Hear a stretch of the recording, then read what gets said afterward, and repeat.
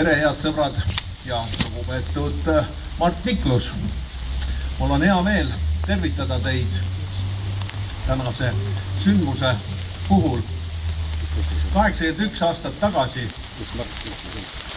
toimusid läbirääkimised Nõukogude Liidu, Inglismaa ja Prantsusmaa vahel, mille sisu oli ju tegelikult mõjusfääride määramine Euroopas. Aga ootamatult sõlmiti leping teise totalitaarrežiimiga Saksamaaga ja fikseeriti terve Ida-Euroopa saatus. Poola riik kuulutati hävingule, osa Rumeeniast Saksale, Balti riigid, mille hulka arvati ka Soome, Venemaale. Ja seda võib nimetada teise maailmasõja stardipauguks. Me teame kõik, mida see tähendas Eestile.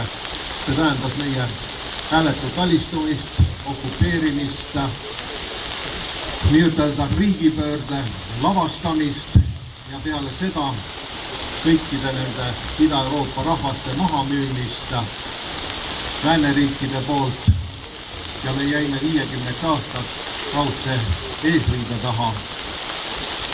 Kui seda ei oleks, ei peaks me täna siin meeles pidama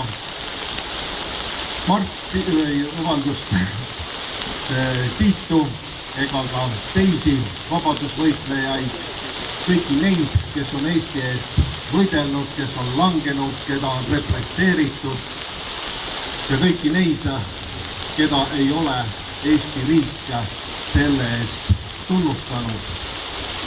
Kahtlemata oli 87.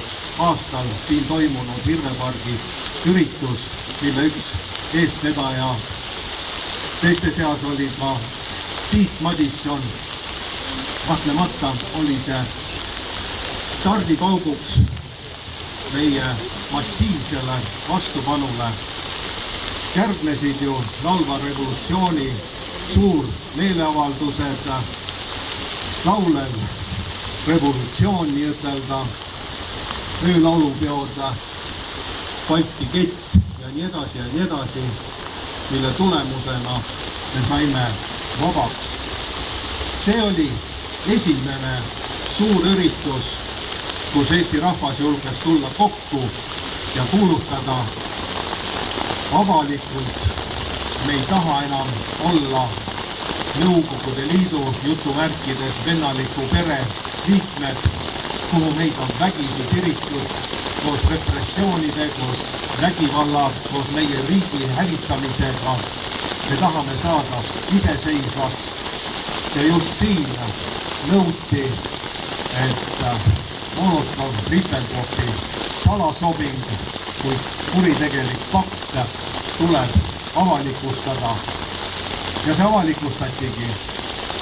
Loomulikult Nõukogude võim, kommunistlik totalitaarrežiim oli see aeg veel tugev, kuigi ta vankus, kuigi ta oli tegelikult sisemiselt mädanenud, sisemiselt läbi, aga tal oli veel piisavalt jõudu, et hävitada kõik vastupanu võitlejad, kõik anastatud rahvaste iseseisvuse eest seisjad. Ja ka Tiit oli üks nendest, kes karistuseks saadeti riigist välja.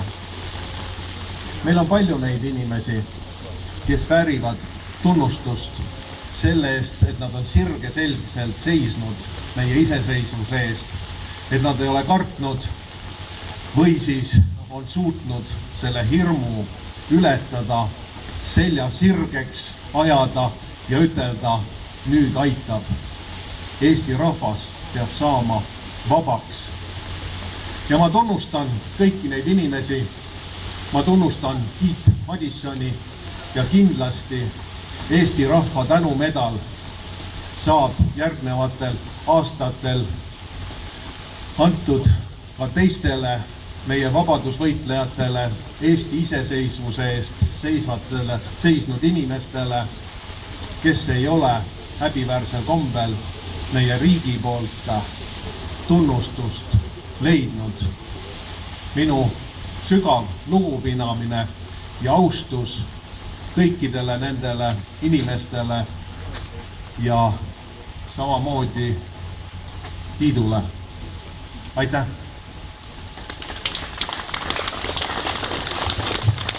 Sõna